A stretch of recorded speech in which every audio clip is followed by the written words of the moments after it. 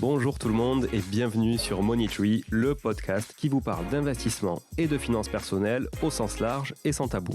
Je suis Julien Calamotte, investisseur passionné et auteur du livre à succès S'enrichir grâce à l'immobilier. J'avais envie de partager ma façon d'investir, forcément, mais également de découvrir avec vous de nouvelles façons de faire fructifier notre argent. C'est pourquoi j'ai créé ce podcast pour y recevoir des invités qui nous partagent leur savoir et leurs expériences en toute simplicité. J'espère sincèrement que les échanges que je vais avoir avec l'invité du jour vont permettre d'enrichir vos connaissances autant que les miennes. Je vous souhaite une excellente écoute. Bonjour à tous, aujourd'hui j'ai le plaisir d'accueillir Thomas Dardour. Salut Thomas. Bonjour Julien, bonjour à tous. Comment ça va aujourd'hui ? Écoute, ça va, on est au salon de l'investissement, on fait que parler, réseauter, c'est très intéressant. Très intéressant et très prenant moralement aussi. Tu me disais que du coup tu avais une soirée un peu rude et que potentiellement... Ouais, parce que en fait ce qu'il faut savoir dans ces événements-là, c'est que ça se fait pas uniquement autour d'une table lors d'un salon. On peut avoir des conversations très inspirantes et très productives aussi dans les temps off en fait, à un café ou même un dernier verre le soir. Donc en général, j'essaie de profiter jusqu'au bout de ces moments-là. Ouais, c'est des journées qui sont assez longues et c'est vrai que on est abreuvé toute la journée d'informations à traiter, etc. C'est très fatigant. Nouvelles personnes qu'on rencontre, retenir les prénoms, tout ça, c'est vrai, un peu problématique. Exactement. Et du coup, ça bouffe un peu de mental, ouais, effectivement. Bon, en tout cas, je suis ravi de t'avoir parce que on habite le même coin, hein. Ouais. On habite autour de Toulouse ou dans Toulouse.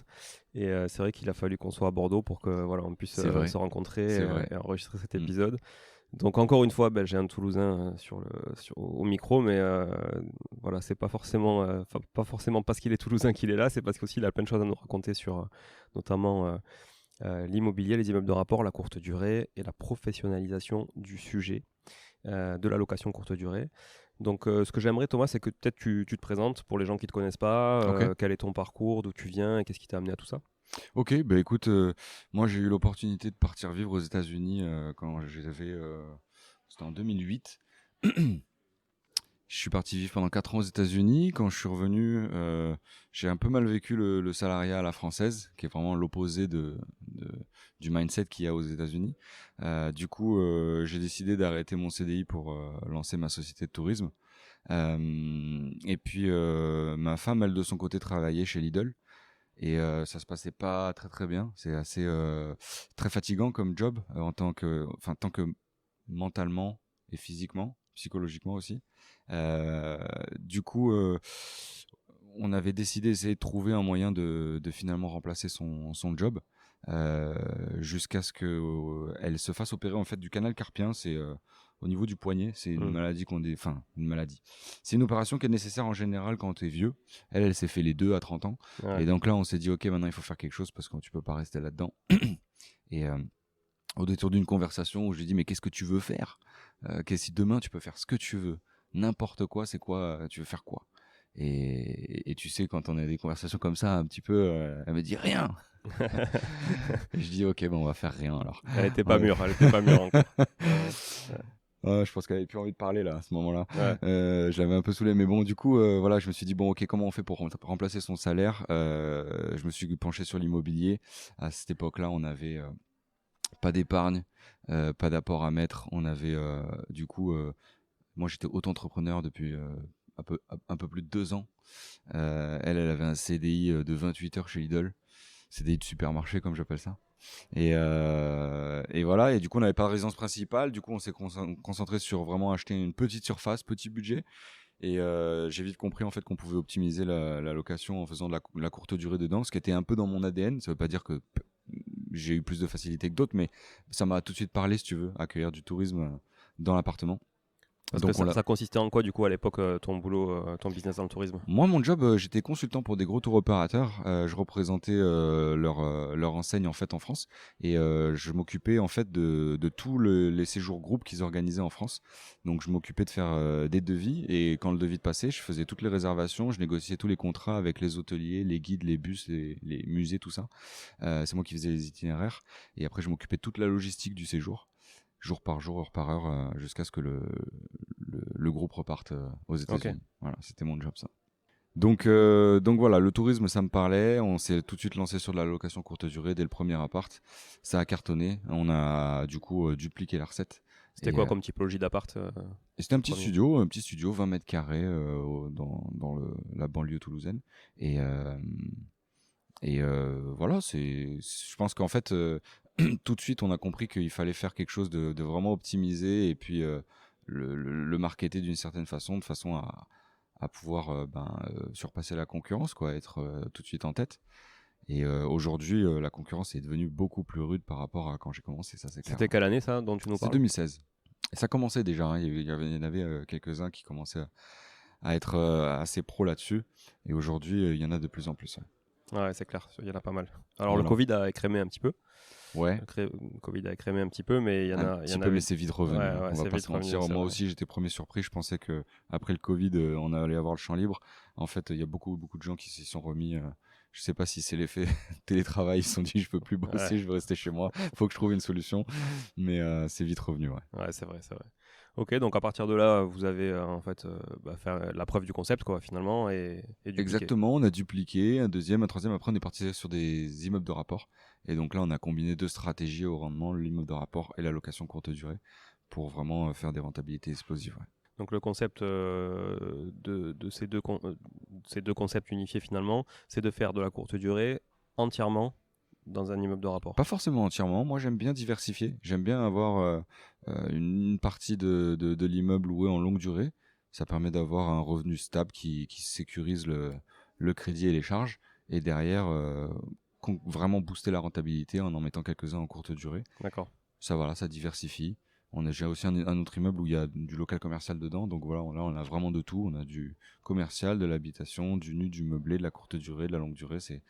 J'aime bien ce genre de produit, c'est tout terrain, on peut manipuler facilement, on peut changer d'avis si on en a envie, je trouve que c'est intéressant. Ouais, c'est assez flexible, effectivement. Exactement. Et tu les as dans quel type de ville, ces immeubles-là? De tout. Il y a alors, je l'ai pas dans les grosses villes. Moi, j'investis pas dans les grosses villes. J'en ai dans des petites et moyennes villes, on va dire. Mais tout ce qui est grosses villes, type Toulouse, j'évite. Déjà parce que les prix sont inabordables et la rentabilité n'est pas au rendez-vous. Enfin, on peut faire bien mieux ailleurs, quoi. Ouais, le rendement, en tout cas, le rendement instantané n'est pas forcément au rendez-vous. Ouais, après, exactement. Non, oui, si après, voilà. Si on ajoute tout ce qui est Au bout d'un moment, plus-value il à faut terme, choisir etc. si on choisit la rentabilité ou le patrimonial. Ouais. On peut pas avoir tout. Et du coup, ces villes-là, c'est combien d'habitants à peu près La plus petite que j'ai, je crois, c'est 25. Okay. 24-25 000. Ok. Ouais. Ce qui reste quand même une taille assez décente, quoi. Ouais, ça va, oui. C'est pas non plus avec le beaucoup petit de commerce quand même, etc. Voilà. Ouais. Il y a de l'activité, il y a des professionnels, il y a un petit peu de tourisme l'été, voilà. Ouais. Et ouais, la typologie, c'est ça, en courte durée, parce qu'on peut se poser la question souvent, les gens qui nous écoutent se posent souvent des questions sur la courte durée en dehors des grosses villes ou des villes attrayantes ou des villes côtières. Ouais. Qu'est-ce que tu as justement comme typologie de voyageurs dans ces villes-là? Des mecs alors, il y a l'exemple que je vais prendre, c'est sur celui où c'est la plus petite ville.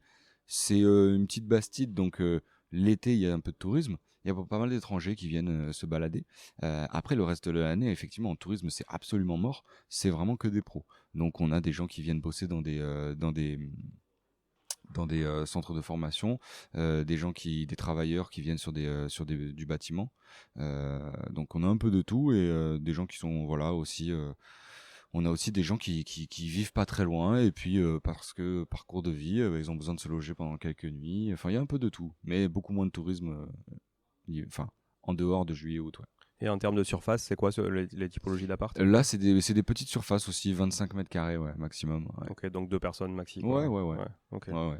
Ok. Et pareil sur la colocation longue durée, dans tes immeubles, tu restes sur la petite surface de manière générale ou tu as des plus grands? Là, aujourd'hui, j'aurais tendance à recommander clairement le T2, minimum. Parce que le studio... Enfin, aujourd'hui, il y a de plus en plus d'offres et les gens veulent de plus en plus de confort, sont de plus en plus exigeants, de plus en plus d'espace, du coup. Aujourd'hui, il y a beaucoup de logements qui sont des studios en courte durée, donc vraiment des petites surfaces, 20 mètres carrés, 25 grand max. Donc, aujourd'hui, il faut axer plutôt sur du T2 avec une chambre. Ça permet d'accueillir plus de personnes aussi, donc encore plus de rentabilité. C'est vraiment le produit idéal pour moi. T2, T3. Et en longue durée également? En longue durée, non. Enfin, en longue durée, ça dépend du marché. Ça dépend du marché. C'est vraiment quelque chose de différent. Ces immeubles, donc je ne sais pas combien tu en as, tu peux nous parler des chiffres, etc. Peut-être nous prendre un exemple isolé, en tout cas, de rendement, Ouais, peut-être, tu ouais. vois, de coût de l'opération, les travaux que tu as dû y faire, etc. Ouais, bien sûr. Eh bah, écoute, on va garder le même. Alors, du coup, sur celui-ci, je l'ai acheté en 2019. Il m'a coûté 200. Je crois que c'était 220. Oh, j'ai un trou sur les chiffres. Sur celui-ci, je l'ai acheté 150, non 135. J'ai fait 90 000 de travaux plus les frais de notaire. Voilà, ça doit être par là. C'était quoi la surface de l'immeuble? Il y a 7 appartements. 7 appartements dont 6 studios et un T2. Ok. Et typiquement, n'achetez pas ça. Ouais. N'achetez pas ça parce que c'est pas très diversifié. Moi, j'ai pris le risque parce que je savais ce que je faisais, mais si vous voulez, sur le papier, c'est pas très idéal. Avoir autant de studios au même endroit, c'est pas une bonne idée. Aujourd'hui, j'en ai cet immeuble, j'en ai 4 en location courte durée, 3 en longue durée. Voilà, et aujourd'hui, je crois que je dois payer peut-être 960 € de crédit. Ça, c'était un crédit sur 25 ans ou sur 20 ans? Celui-là, il est sur 25, ouais, sur 25. Et donc après, bon, faut rajouter quelques charges, mais en gros, en termes de rentabilité, on est sur, on dégage presque. Ouais, mince, je me confonds entre le cash flow et le montant total, je sais plus. Je sais que je touche à peu près 3 000 € de cash flow sur cet immeuble seul. Donc voilà. Ok, donc chaque mois 3 000 € avec cet immeuble qui tourne tout seul. Du coup, comment tu gères la partie service, justement, qui est quand même assez contraignante pour certains d'entre nous sur la partie Ouais, LCD. cet immeuble, il faut savoir qu'il est situé à plus de 2 heures de route de chez moi. Donc j'y vais jamais. J'ai une perle sur place qui s'occupe de mon immeuble que j'ai trouvé sur le Bon Coin, hein. J'avais aucun contact dans cette ville. Du coup, je lui ai confié les clés pour faire le ménage des appartements. Après, les autres en longue durée, je les ai confiés à l'agence du coin. Tout est automatisé. Les entrées sont automatisées, les ordres de mission à ma prestataire sont automatisés, c'est-à-dire qu'elle sait exactement quand est-ce qu'elle doit passer pour faire le ménage, elle connaît toutes les heures de check-in, check-out, tout ça. Et voilà, ça tourne. Après, les seules choses que j'ai à faire, moi, sur cet immeuble, c'est potentiellement répondre à des questions de clients qui ont soit pas lu l'annonce, soit pas lu l'email que je leur ai envoyé pour les instructions d'entrée. Peut-être un litige de temps en temps, parce qu'il y en a un qui a rendu l'appartement dans un sale état. C'est rare, mais ça peut arriver. Mais voilà, je traite surtout des exceptions finalement. Parce que tout le reste, ça tourne tout seul. Ouais. Tu peux nous parler un peu plus de cette automatisation, justement, en quoi ça consiste, Ouais. comment tu la mets en place, combien ça coûte aussi, ou combien ça te fait économiser par rapport à une conciergerie? Ouais, bien sûr. Bah écoute, en fait, moi, aujourd'hui, c'est un peu le cœur de mon activité en ligne. J'aide les loueurs en courte durée, du coup, à se professionnaliser dans cette activité, à augmenter leur chiffre d'affaires, leur remplissage, au travers d'un channel manager qui s'appelle Beds24. Donc Channel Manager, c'est un outil qui te permet d'agréger un petit peu toutes les plateformes et de centraliser finalement tous les flux, c'est ça? Exactement. Pour ceux qui ne savent pas, un channel manager, il faut le voir un peu comme une tour de contrôle. C'est vraiment un logiciel en ligne, donc sur un site internet, qui va venir contrôler finalement toutes vos annonces, synchroniser toutes vos annonces, synchroniser les calendriers, les prix, automatiser toutes les communications, donc envoyer des emails automatiques, des textos automatiques, faire les paiements automatiques, les cautions automatiques, des contrats automatiques. Tout est automatisé finalement. Donc on crée finalement ce qu'on appelle un tunnel, hein, une chaîne de communication qui va être optimisée pour communiquer la bonne information au bon moment au client et du coup lui permettre d'avoir une expérience au top quand il rentre dans votre logement. Donc j'utilise ce logiciel justement pour vraiment tout automatiser. Tu parles notamment des dépôts de garantie, enfin de la caution, etc. Ouais. Donc par exemple, quand tu loues sur Booking, Booking ne prend pas les cautions comme peut le prendre Airbnb, hein, si je dis pas de bêtises.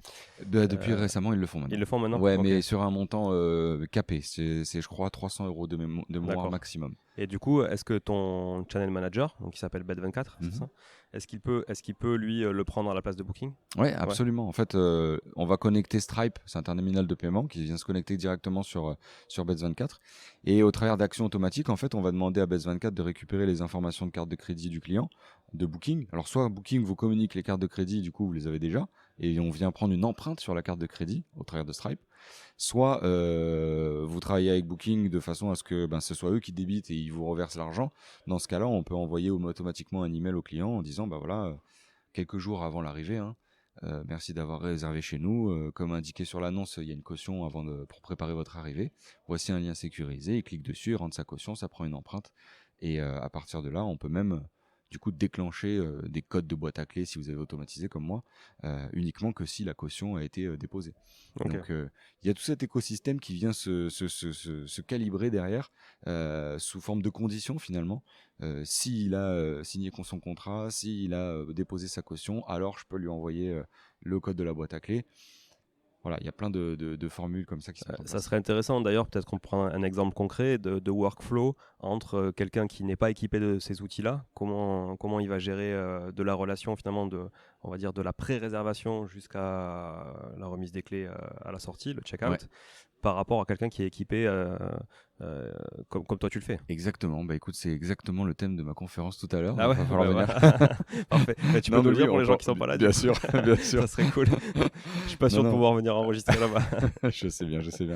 Non, ouais, effectivement, justement, j'ai fait un visuel comme ça pour que les gens prennent conscience en fait du temps que ça leur prend. Imaginez, vous avez une réservation, donc vous avez aucun. On va prendre l'exemple un peu extrême d'une réservation, disons en direct. Voilà, il y a pas de plateforme, donc c'est à vous de tout gérer. Le client réserve. Il faut débiter sa carte. Si la carte passe pas, il faut leur demander de mettre à jour ses coordonnées cartes de crédit. Une fois que c'est passé, on lui envoie un email de bienvenue avec les instructions de check-in. On envoie un email à la prestataire en lui disant attention, on a une réservation de tel jour à tel jour, préparez-vous, mettez-le dans votre calendrier. Quelques jours avant, on vient du coup faire une action automatique pour prendre sa caution. Si elle passe pas, il faut lui redemander. Je prends vraiment le cas extrême là. Lorsque la caution est passée, du coup, on lui envoie son accès, donc code de boîte à clés ou alors numéro de téléphone de la prestataire qui va l'accueillir.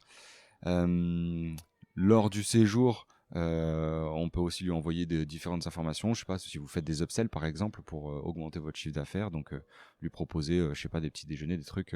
Les upsells, pour ceux qui savent pas, c'est le fait de faire de la vente additionnelle. Voilà, exactement. Comme on peut trouver en e-commerce quand vous avez des produits complémentaires dans le panier ou des choses comme ça. Exactement. Ensuite, au départ, il va falloir lui envoyer peut-être un email avant le départ en lui disant voilà, c'est bientôt l'heure du départ, peut-être quelques instructions. Moi, je sais que je demande à ce que il laisse le frigo propre, qu'ils aient fait la vaisselle et sorti la poubelle. Après, le reste, on s'en occupe, mais le minimum, quoi. Puis ensuite, il va falloir lui envoyer une facture. Voilà, donc vous imaginez si vous mettez toutes ces tâches bout à bout. J'ai essayé de le chiffrer très raisonnablement, réalistiquement, on va dire. J'arrivais à presque 1h25 pour une seule réservation. Donc imaginez quand vous en avez une dizaine par mois et que vous avez plusieurs logements, ça devient un vrai casse-tête, quoi. Ouais. Donc oui, après on peut louer sur des plateformes qui justement nous facilitent la vie, type Airbnb, où là eux ils prennent tout en charge et c'est beaucoup plus simple.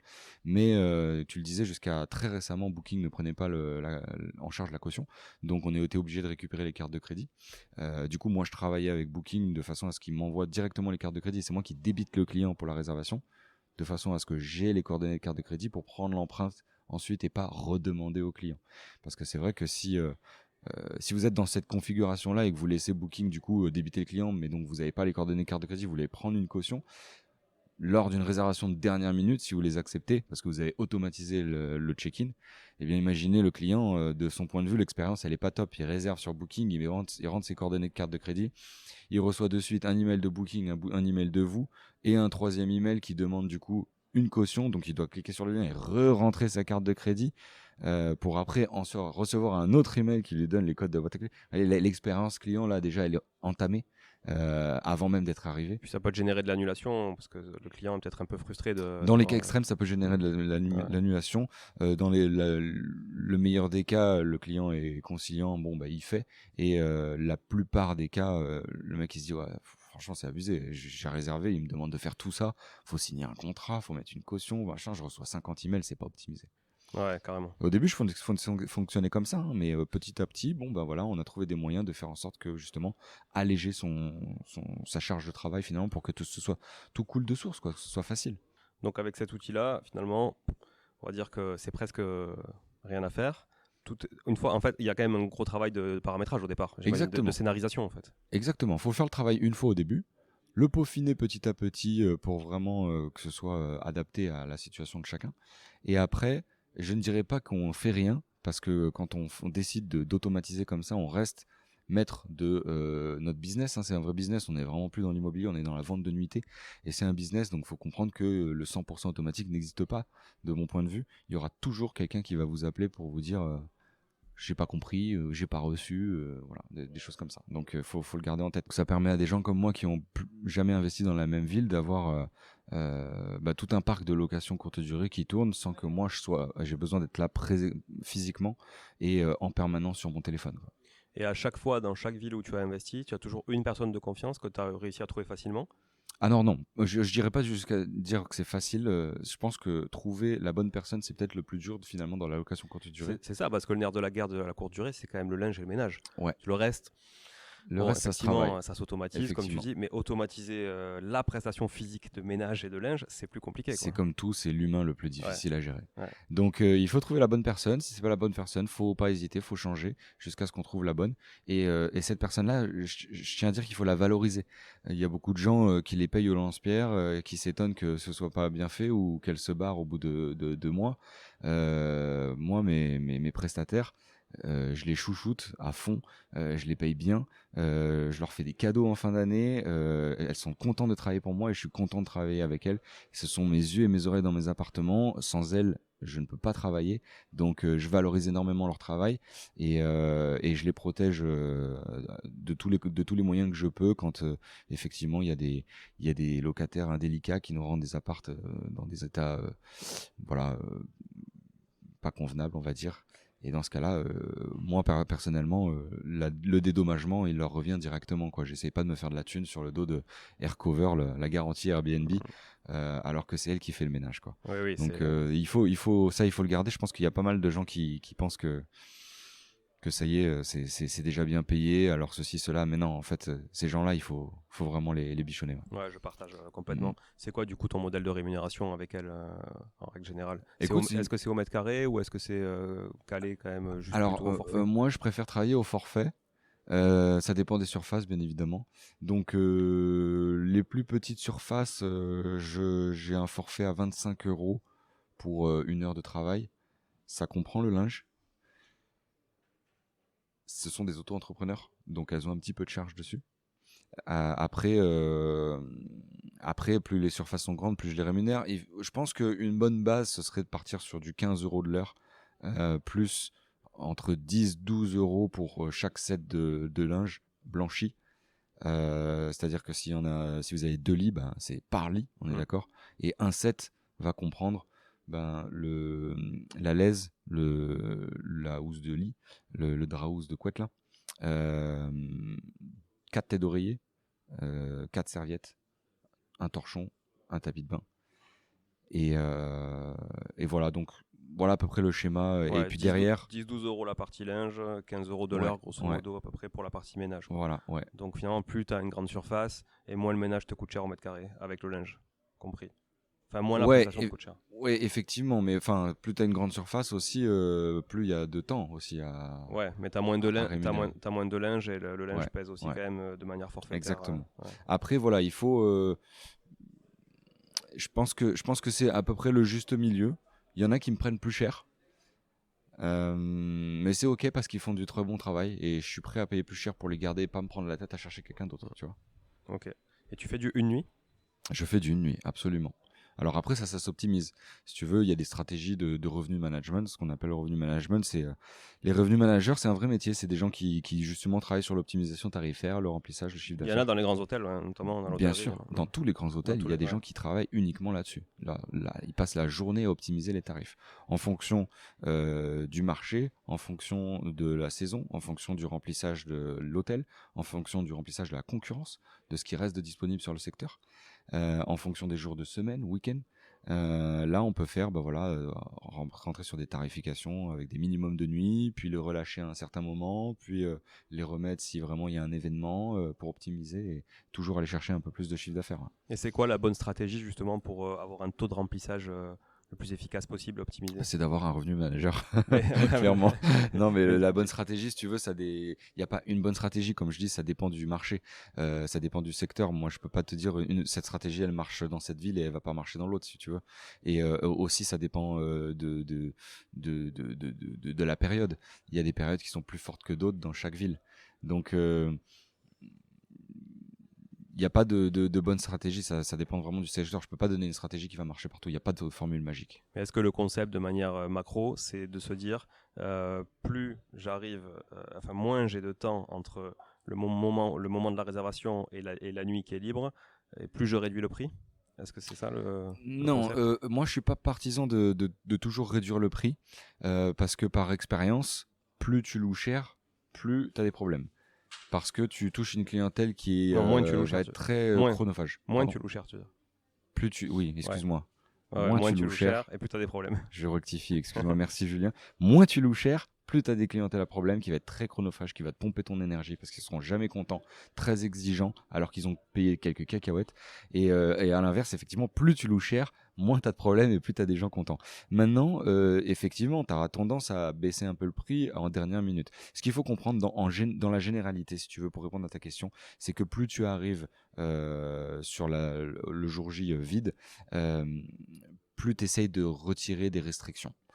Surtout tout ce qui est minimum de nuit, peut-être essayer d'être un peu plus agressif sur la compétitivité de tes prix en dernière minute, mais sans pour autant te brader complètement parce que les résas pas chers de dernière minute, c'est les pires. Ouais, donc C'est il vaut des mieux problèmes finalement, garantis. il vaut mieux se priver d'une nuitée, de pas être obsédé par un taux d'occupation à Ah ouais. 100% forcément tout le temps, mais au moins quand tu loues à bon prix et tu sélectionnes. Exactement. Moi, tu vois, typiquement, je préfère être très compétitif à 2-3 jours avant que le jour même. Ouais. Le jour même, je suis au prix, ça part pas, c'est pas grave. Mais quelques jours avant, c'est là où effectivement je commence à me dire ok, je vais être compétitif maintenant parce que les réserves de dernière minute, c'est des gens qui sont à l'arrache, ils comprennent rien, ils lisent pas les emails, c'est toujours des problèmes et ça prend de l'énergie. Par contre, je voudrais revenir sur ce que tu viens de dire et ça, j'aimerais que tous les gens qui font de la courte durée l'intègrent parce que j'en vois encore beaucoup qui se satisfont d'un taux de remplissage élevé. Le taux de remplissage n'est pas important. C'est le chiffre d'affaires qui est important. Moi, si je mets des nuits à 10 balles, je vais être à 100% tout Bien le temps. sûr, bien sûr. Et je vais pouvoir me mettre sur les réseaux, regardez, je suis tout le temps plein. Sauf que mon chiffre d'affaires, il est éclaté.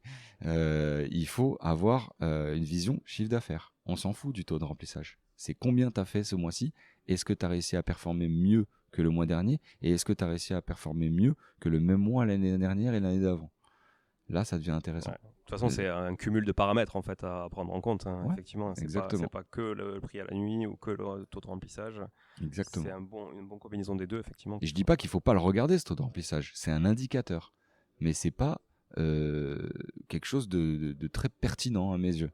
Et puis si tu regardes de manière moyen-long terme, finalement, moins tu remplis, moins ton bien il se dévalorise, parce Oui. qu'il est moins usé aussi. Donc il vaut mieux vendre moins de nuits à un prix plus élevé pour faire le même chiffre d'affaires que Bien vendre sûr. plus de nuits à un chiffre Bien moindre. sûr. Ouais, c'est clair. Donc ok, donc ça c'est très intéressant ce que tu dis. Est-ce que tu peux nous donner des exemples, des anecdotes de déboires que tu as eu justement, parce qu'on a tous eu des déboires sur la courte durée, des trucs qui viennent à l'esprit. Putain, j'en ai eu pas mal. Qu'est-ce que j'ai eu J'ai retrouvé un dentier sous un lit un jour. C'est drôle ça. Celle-là, pas tout le monde l'a eu. Ouais. Un jour, le locataire m'appelle et il me dit j'ai loué un appartement pour ma mère. Elle est repartie en Algérie, mais elle a perdu son dentier chez vous si jamais vous le retrouvez. Et on l'a retrouvé sous le lit, effectivement. Ouais. Et on a dû lui renvoyer en Algérie son dentier. Ouais, c'est cool. Qu'est-ce que j'ai eu? J'ai eu une fille. C'est malheureux. Je pense qu'elle a été droguée et exploitée, on va dire. Mais qui m'appelait toutes les 5 minutes et qui passait du rire aux larmes en une fraction de seconde parce qu'il n'y avait plus de sucre ou parce qu'il y avait une vis qui dépassait d'un truc en haut à gauche dans un coin qui est complètement inaccessible, tu vois. Donc vraiment des trucs lunaires mais qui lui faisaient un impact incroyable et Et bon, ça c'était très très mal terminé avec eux puisque j'ai dû les mettre à la porte parce qu'ils allaient voir mes voisins. Ah ouais, mais Ouais, ils étaient ouais. plusieurs du coup. Bah enfin c'était un couple. Je pense que ils se battaient dans l'appartement. Et quand je suis arrivé, elle était littéralement chez un voisin en train de prendre le café. Quand lui, il était à la porte parce qu'elle l'avait enfermé en bas. C'était Ah ouais. absolument incroyable. Ouais. Ça te bouffe quand même de la charge mentale, quoi. Ça, c'est le type d'exception, c'est ultra rare. Et ça, clairement, c'est le truc qu'il faut gérer. Ouais. Donc, quand on me dit. Souvent à 23h le dimanche soir. Très souvent. Très souvent. Ouais. Euh, Non, voilà, bon, j'en ai eu quelques-unes, des trucs comme ça. Des mais... apparts saccagés, ça t'est arrivé Ah ouais, un jour, j'ai une dame qui m'envoie une photo, elle me dit, bah, je comprends pas, la cuisine est tombée. Alors je dis, mais comment ça, la cuisine est tombée? Qu'est-ce que ça veut dire? Et elle m'envoie la photo, et puis bah, j'avais tout le meuble haut qui était posé à la verticale sur le plan de travail, avec, tu sais, tous les verres dedans et tout. Ouais. Et je dis, mais attends, mais c'est moi qui l'ai fixé avec mon artisan. C'était scellé dans du béton, avec des chevilles et tout, mais comment vous avez fait? Et elle me dit, oui, j'ai juste ouvert et puis tout est tombé. Ouais, je me suis accroché dessus, oui. La demoiselle a été petite. À mon avis, elle est montée sur le plan de travail, elle a dû trébucher, s'accrocher dessus, tirer comme une naze et le truc est venu. Malgré tout, je pense que le truc aurait pas dû venir quand même. Mais des fois, il y a des mystères. Il y en a une qui m'a fait un truc il y a pas longtemps. Faut comprendre que en courte durée, moi, j'ai arrêté de me poser les questions pourquoi. Pourquoi j'arrête. En fait, il y a des trucs qui est tellement bizarre que il y en a une qui m'appelle et elle me dit c'est super, l'appartement est génial, mais j'ai un problème avec le lit. On s'enfonce au milieu. Et j'ai dit ah bon. Elle me dit ouais parce qu'en fait le pied du milieu il est plus petit que tous les autres. Je dis mais attendez, de quoi vous me parlez? Et elle m'envoie une photo. Effectivement, le pied du milieu ne touche pas le sol. Oui, c'est une sécurité en fait. Sais, voilà, pour pas qu'il plie, justement. Exactement. Ouais. Ben là, il touche pas le sol. Ouais. Je dis putain, attends, c'est moi qui l'ai monté le lit. Et puis ça fait des années que j'exploite cet appartement. C'est pas nouveau, tu vois. Je l'aurais su s'il y avait ça. Et donc là pour le coup, vraiment perplexe quoi. Je me dis bon bah là j'y vais. Ouais. Là j'y vais. J'essaie de trouver une cale en bois. Je me dis à tout hasard ça va être la bonne taille, tu vois. Je sais pas, je comprends pas. J'essaie de trouver des solutions. Et j'arrive. Et puis je regarde et puis il y a un truc qui me chagrine parce que du coup je trouve que le lit il est un peu penché et en fait bah le pied du milieu qui est un peu plus grand que les autres, il était sur un coin du lit. Je ne sais pas pourquoi il y a un mec qui est venu m'échanger les pieds du lit. Donc le lit d'un côté il était penché et au milieu il s'affaissait puisqu'il ne touchait pas le sol. Je ne veux même pas savoir pourquoi il y a un mec qui s'est amusé à changer les pieds du lit. Non, mais il y a des gens vraiment, ils sont barrés. Ouais, donc dans la location courte durée, maintenant on arrête de se poser des questions pourquoi. Ah, okay. C'est comme ça, il y a des trucs. C'est chouette parce qu'à chaque fois que je discute avec quelqu'un qui fait de la courte durée, il y a toujours des anecdotes tu vois, à raconter comme ça et tu te rends compte qu'effectivement, il y a des trucs, tu sais, en fait c'est inanticipable. C'est vraiment chaque surprise à chaque fois. Moi j'ai développé un concept dans ma tête qui s'appelle les gens. C'est voilà. Les gens. Voilà. je ne sais pas l'expliquer. C'est une idéologie. Ça s'appelle les gens. C'est tout ce que j'arrive pas à expliquer chez les gens. C'est vrai, voilà. Bon, Thomas, j'aimerais qu'on revienne sur l'automatisation du coup et Bet24 en particulier parce que alors je sais pas si on peut t'appeler ambassadeur de Bet24 mais j'ai l'impression que tu communiques quand même beaucoup autour du sujet. Donc comment tu te positionnes là-dessus? Qu'est-ce que tu apportes toi comme valeur justement dans cet accompagnement? Voilà, comment on peut en bénéficier aussi, ça serait intéressant. Écoute, aujourd'hui, moi, j'aide les gens à configurer Bet24 de manière rapide et fiable. Je vous accompagne au travers d'une petite formation en ligne qui est clic par clic. Donc vraiment, c'est recopier ce que je fais bêtement entre guillemets à l'écran de votre côté. Et toutes mes vidéos commencent par comment faire ceci ou comment faire cela. Voilà, ça dure entre 5 et 15 minutes. C'est structuré selon une méthodologie par module, chapitre. Et je vous montre du coup, je vous apporte finalement toute mon expérience autant de 12 ans dans le tourisme que dans la location courte durée depuis maintenant, ça fait quoi? Ça fait plus de 6 ans. Et au travers de tout ça, je vous montre comment vous allez pouvoir vous professionnaliser et paradoxalement en faire le moins possible. Parce que c'est vrai qu'il y a beaucoup de gens qui se disent ouais, si je me professionnalise, bah du coup j'en fais mon job et du coup je vais faire que ça. Et ben moi je vous montre que justement vous professionnaliser, ça va finalement dire en faire le moins possible. Le but de mon accompagnement, c'est d'amener mes clients à un niveau où ils n'ont plus qu'à superviser leur activité. Ils ont un téléphone, il y a une réservation qui tombe, ils voient toutes les auto-actions se mettre en place, ils sont copiés sur tous les emails, ils peuvent juste superviser et tout se fait automatiquement. Ils n'ont plus qu'à traiter les exceptions, qui par définition ne sont pas automatisables puisque ce sont des exceptions, et c'est tout.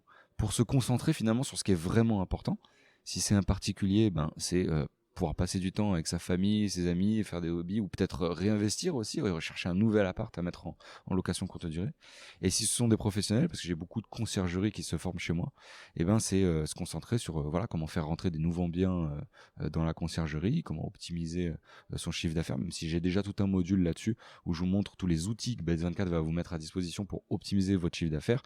Il n'en reste pas moins que vous avez, de mon point de vue, si vous êtes un professionnel, au bout d'un moment, vous allez avoir besoin d'un revenu manager, que ce soit quelque chose de robotisé, automatique avec PriceLab, ou un vrai revenu manager qui va venir travailler sur vos logements pour optimiser votre chiffre d'affaires. PriceLab, il vient se connecter avec le Channel Manager, du coup ? Avec Bet24, ouais, absolument, ça se connecte. Faut le configurer aussi. J'ai tout un module qui explique ça dans ma formation, qui permet justement de faire varier les prix automatiquement. PriceLab, c'est un petit robot qui va analyser le secteur, vos concurrents, vos tarifs, votre logement, et qui va venir régulièrement faire varier les prix. L'avantage, c'est que ça va régulièrement mettre à jour votre annonce, et ça, les algorithmes, ils aiment bien parce que du coup ils voient que vous êtes actif, donc ils vous mettent en avant.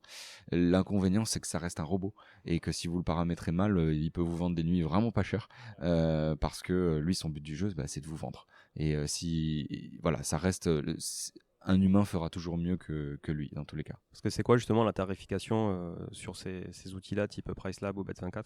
Alors Bet24, on est sur un forfait de 10 € par mois, et après c'est 1 € par annonce ajoutée sur Bet24 et 1 € par connexion avec les plateformes. Donc si vous avez un bien et que vous le connectez avec Airbnb, Booking, vous avez votre propre moteur de réservation en direct et peut-être Google, vous allez peut-être payer 15 balles, 15 € par mois. Et après, c'est dégressif puisque les 10 € ne bougent pas. Donc voilà, si vous avez 3 biens, vous allez peut-être payer 20 €. 4, vous allez être ça vaut que dalle. Ça vaut rien du tout. Ouais. Le gain de temps comparé à l'investissement financier est ridicule. Mais par contre, si vous ne formez pas sur Bet24, je dois reconnaître qu'il y a tellement d'options que vous pouvez y passer longtemps, comme moi je l'ai fait au début. Je me suis tapé des tutos wiki textes écrits par des informaticiens boutonneux en anglais. C'est une galère. Donc il faut comprendre que ce logiciel, à la base, il a été fait pour l'hôtellerie, et aujourd'hui il est absolument adapté pour ce qu'on fait nous en termes de location courte durée dans des appartements, mais il y a beaucoup d'options, et du coup moi ce que je propose, c'est finalement du temps, c'est de vous faire gagner du temps sur le paramétrage de Bet24, parce que vous vous posez pas la question de qu'est-ce qu'il faut faire, vous suivez le truc, je vous apporte tout sur un plateau, et derrière le temps au quotidien dans la gestion de votre activité. Ok, chouette, c'est assez clair. Et PriceLab, du coup, le modèle ? PriceLab, c'est 20 $ par mois, je crois. Okay, donc 20 $ par mois par logement. Ouais, c'est plus cher, ouais. Non, mais vraiment, Bet24, en termes de rapport qualité-prix, performance, parce que c'est, je pense, aujourd'hui toujours le meilleur channel manager, le plus fiable, sans bug, le plus optimisé. Parce que t'as qui en face ? T'as BookingSync ? Il y en a plein, il y en a qui sont très bien en plus. Il y a BookingSync, effectivement, il y a Smobu, il y a Superhot, il y en a un qui s'appelle Living Parisians. Il y en a plein, mais ils sont tous plus ou moins poussés, plus ou moins performants, plus ou moins fiables. Souvent aussi. Plus cher, non ? Et plus cher. Ils sont tous plus chers. Ouais, c'est ça. Bet24, bizarrement, c'est le moins cher et c'est le meilleur. Donc, sauf que voilà, c'est vrai que. Sauf que c'est une usine à gaz et qu'il faut être accompagné ou bien averti. Soit faut avoir du temps, soit faut être ok pour payer un peu pour un accompagnement, quoi. Du coup, on peut trouver où cette formation ? Toi, on peut te trouver où si on a envie justement d'informations là-dessus, sur la courte durée ? Comment on peut te contacter ? Alors, mon site, c'est bets24 clickparclick.fr. Tout bête. Okay. Bets24, BEDS 24 clickparclick.fr. Sinon, vous allez me retrouver sur mon Instagram, c'est le plus simple, Thomas_Dardour. Voilà, il n'y en a qu'un seul. Donc, je le répète à chaque épisode, mais underscore, les gars, c'est l'ancien du 8 qui maintenant on dit tiré du bas parce que les gens n'ont plus d'ordinateur, donc oui, tu vois, c'est vrai. Voilà. Et ne m'écrivez pas underscore quand on vous dit underscore, s'il vous plaît. Il y en a encore un qui me l'a fait ce week-end quand j'ai filé c'est vrai quand j'ai filé mon pseudo sur Insta. Excellent. Ça a marqué Julien underscore invest. Non, c'est Julien tiré du bas. Tiré du bas, voilà. Ouais, c'est ça, exactement. Donc Thomas tiré du bas alias underscore Dardour. Voilà. DAR-DOUR. DAR-DOUR, ouais. Ok, parfait. Bon, merci Thomas pour ton temps. Merci Julien, merci pour l'opportunité. Je te souhaite une bonne conférence cet après-midi. Merci beaucoup. C'est l'après-midi de closing de ce salon de l'investissement IMO. Ouais. Désolé s'il y a eu un peu de bruit de fond parce que j'ai l'impression qu'il y a quand même pas mal de bruit ambiant. Donc voilà. Pas de souci pour moi. C'est le jeu du live. C'est ça, ouais, bien sûr.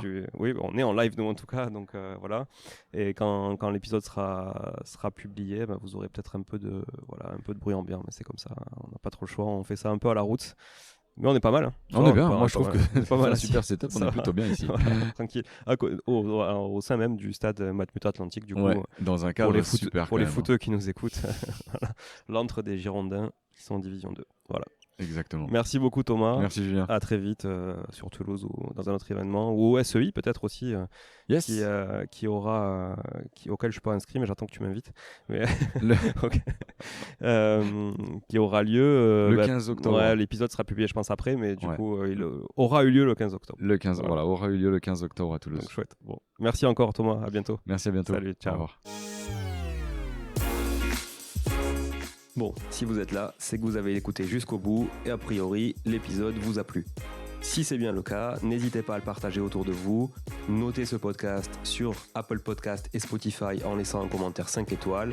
Je ne vous le répéterai jamais assez, mais c'est grâce à vous que ce podcast vit aujourd'hui et peut continuer de vivre en vous proposant un contenu toujours plus qualitatif. Merci encore, je vous retrouve très vite sur un nouvel épisode de Money Tree. En attendant, je vous souhaite la meilleure des réussites dans vos projets et un bon enrichissement. À très bientôt.